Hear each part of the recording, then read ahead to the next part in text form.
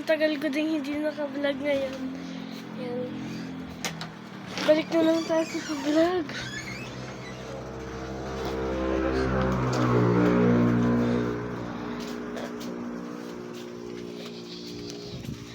And dito tayo ngayon yan. Dito lang ako sa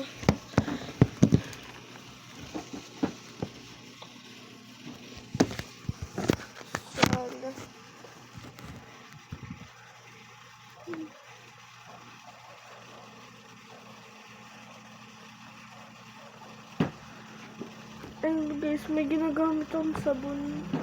And maganda din siya. And this, sa mga nakakita dyan sa mga dark spots, mawawala na pa yun dahil dun sa ginagamit ko sabon. No.